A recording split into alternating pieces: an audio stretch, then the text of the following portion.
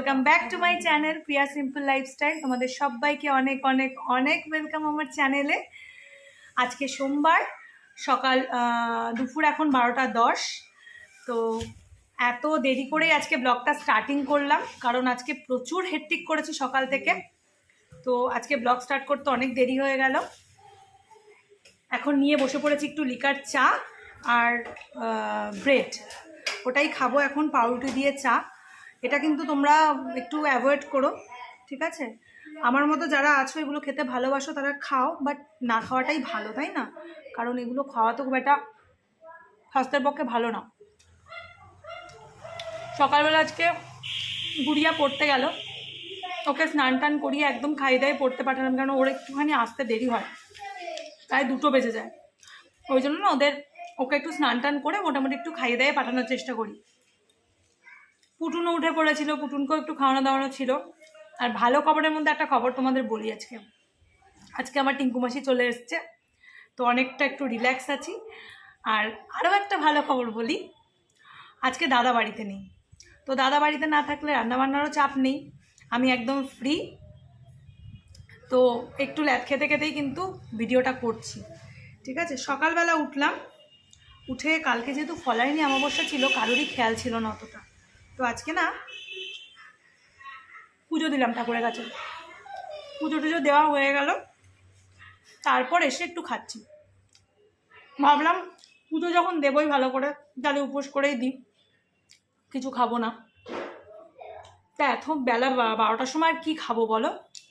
একটু লিকার চা দিয়ে একটু পাউরুটি দিয়ে খেয়ে নিলাম। আজকে রান্নাবান্না সেরকম কিছুই নেই, করবো না কিছুই। আজকে একটু নিচ থেকেই হয়ে যাবে, আমার শাশুড়িমা করবে, ওগুলোই দেবে, ওগুলো দিয়ে আজকে চালিয়ে দেবো। রান্নাবান্না না থাকলে আর খুব আনন্দ। আর তোমাদের সাথে আজকে একটা রেসিপি শেয়ার করবো আজকে হচ্ছে, তোমরা অনেকেই বাড়িতে করো এখন, আমের টক, কাঁচা আমের টক বানাবো আজকে, সর্ষে ফোড়ন দিয়ে কাঁচা আমের টক বানাবো। তোমাদের সাথে রেসিপিটা শেয়ার করবো। দাঁড়াও একটু চাটা খেয়ে নিই, চাটা খেতে খেতে তোমাদের সাথে গল্প করছি।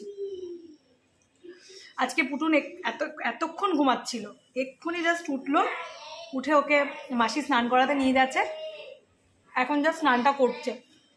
স্নান করে আসুক, তারপর তোমাদের ওকে দেখাচ্ছি। প্রচণ্ড দুষ্টু হয়ে গেছে, প্রচণ্ড।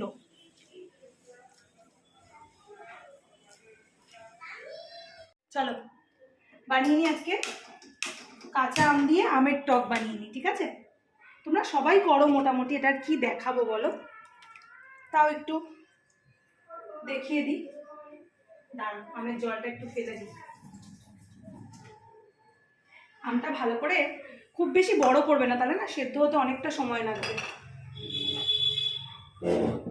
চলো কড়াই গরম হয়ে যাবে, অল্প একটু, একদম অল্প করে তেল দেবে, তেল বেশি একটা খুব একটা দরকার হয় না, ঠিক আছে?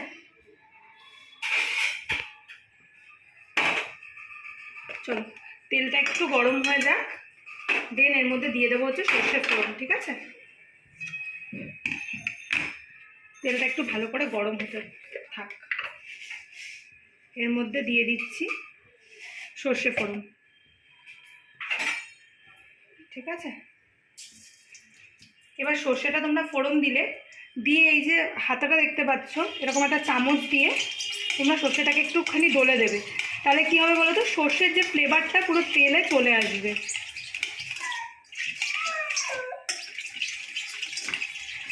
এইবার তোমরা এর মধ্যে আমটা দিয়ে দাও,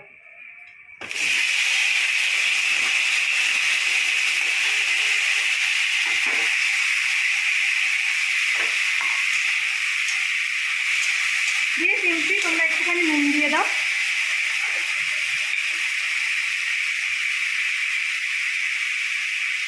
গরমে কিন্তু এটা ভীষণ ভালো, খাওয়ার শেষে যা ভালো লাগে এগুলো সব খাওয়া দাওয়ার পরে। এটাকে যদি তোমরা হেলদি বানাতে চাও তাহলে না এটার মধ্যে চিনিটা অ্যাভয়েড করবে, খুব একটা চিনি দেবে না। কিন্তু আমি তো খুব একটা হেলদি খাবার দাবার খাই না, ওই জন্য এটা আমি চিনি দিয়েই খাবো।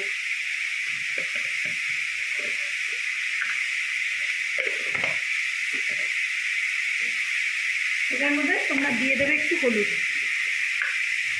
খুব বেশি হলুদ দেওয়ার দরকার নেই, জাস্ট অল্প একটু দেবে, দিয়ে একটু আমটাকে নাড়াচাড়া করে সিম্পলি এটাকে জল দিয়ে দাও, দিয়ে ঢাকা দিয়ে দাও।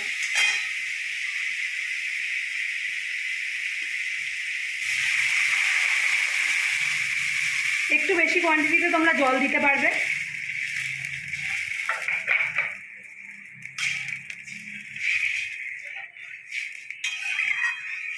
একদম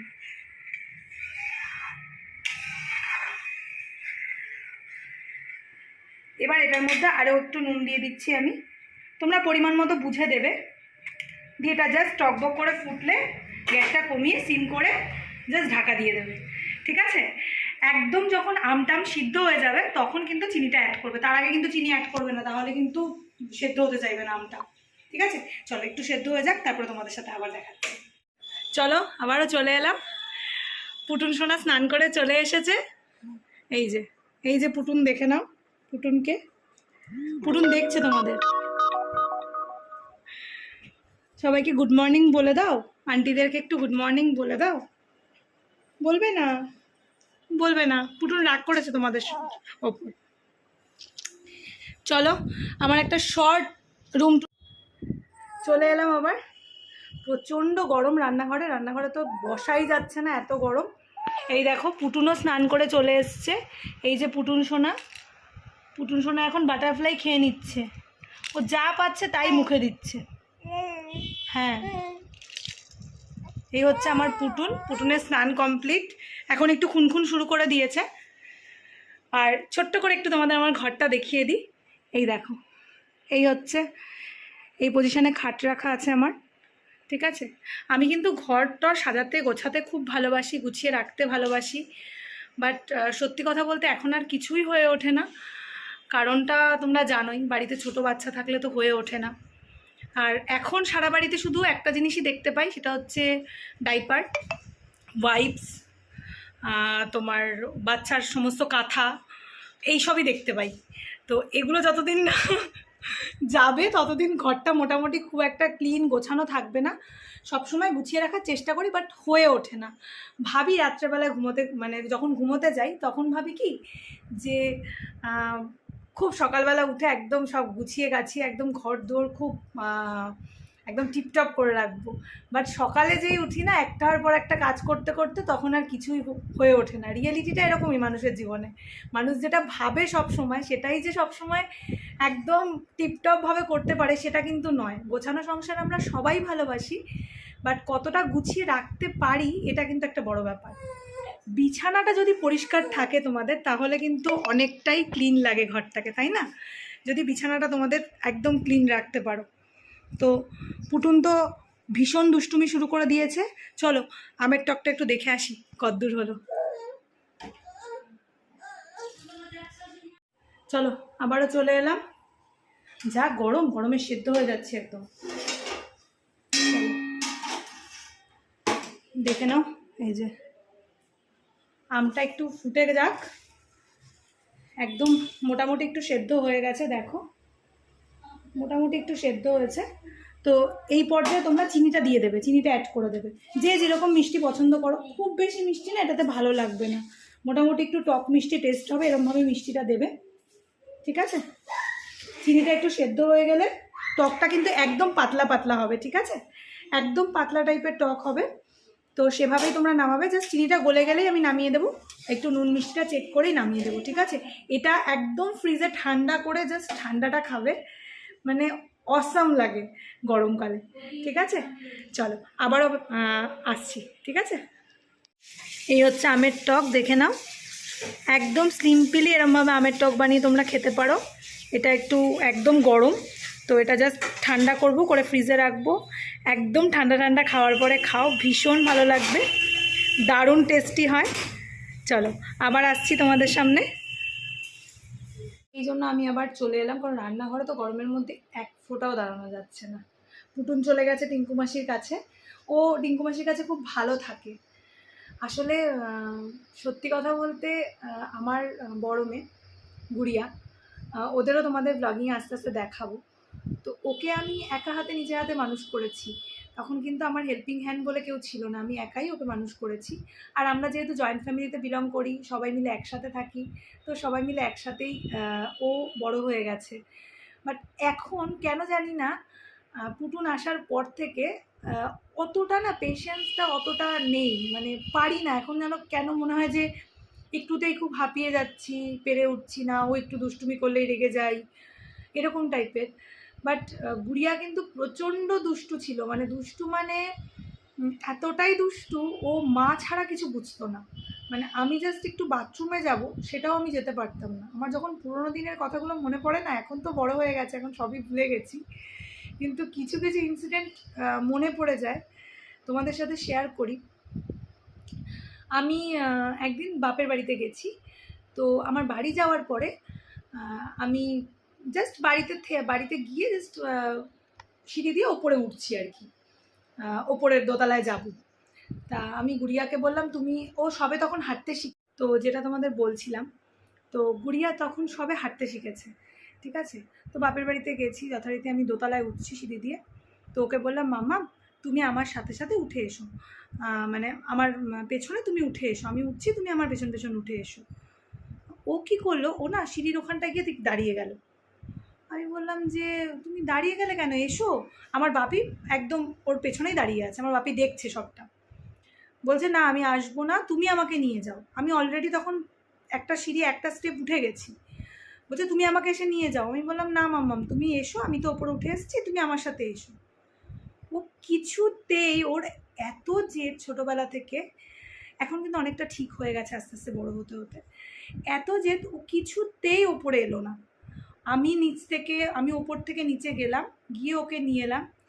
আমার বাপি জাস্ট টান, মানে দেখছে ও কী করছে, বলছে যে মানে ও ওইটুকু বয়স থেকে ওর এত জেদ, মানে চিন্তা করতে পারবে না।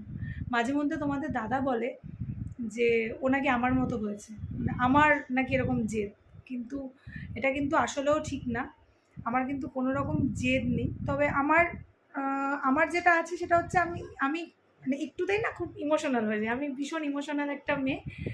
আমাকে যদি কেউ একটু কিছু হার্ট করে কথা বলে তো আমি কেঁদে ফেলি, কিন্তু এরকম নয় কিন্তু যে খুব জেদ ধরে বসে থাকছি, এরকম নয়। তবে আমার যদি কোনো রকম কোনো কষ্ট হয়, আমি না চুপচাপ হয়ে যাই, কারোর সাথে কোনো কথাই বলি না। মানে কোনো রকম কিছু আমার বলতে ভালো লাগে না, সেটা একটু বেশি দিন লেন্দি হয়। হট করে রাগ হলো, হট করে থেমে গেলাম, চুপ করে গেলাম, এরম টাইপের হয় না। ওই রাগটা না মনের মধ্যে, আমার কষ্টটা মনের মধ্যে থেকে যায়। এরম নয় কিন্তু যে খুব জেদ, এটা আমার করতেই হবে, এটা আমার দিতেই হবে, এরম কোনো ব্যাপার নেই। বাট মেয়েটা এরকম হয়েছে। তো তোমরা তো জানোই, যদি বাচ্চারা এরকম হয়, মানে বাচ্চারা যদি ভালো হয় তাহলে বাবার মতো হয়, আর যদি খারাপ হয় তাহলে মায়ের মতো হয়। এটা তো সংসারের রীতি, এটা নিয়ে আর কিছু বলার নেই। চলো, অনেক বকবক করলাম, আজকের মতো ভিডিওটা এখানেই এন্ড করছি। তোমাদের আমের টকটা হয়ে গেলে তোমাদের দেখিয়ে দেবো। তো তোমাদের যদি আমার চ্যানেলটা ভালো লেগে থাকে প্লিজ একটা লাইক করে দিও, চ্যানেলটা একটু সাবস্ক্রাইব করে দিও। তোমাদের একটা লাইক কিন্তু আমাকে প্রচুর মোটিভেট করে আমি যাতে সেকেন্ড ভিডিওটা বানাই। তোমরা যে আমার ভিডিওটা দেখছো, কমেন্ট করছো, আমি ভীষণ ভীষণ ভীষণ হ্যাপি, ভীষণ খুশি। তো তোমরা এভাবেই আমাকে সাপোর্ট করো। আবার কালকে তোমাদের সাথে দেখা হচ্ছে। চলো, টাটা।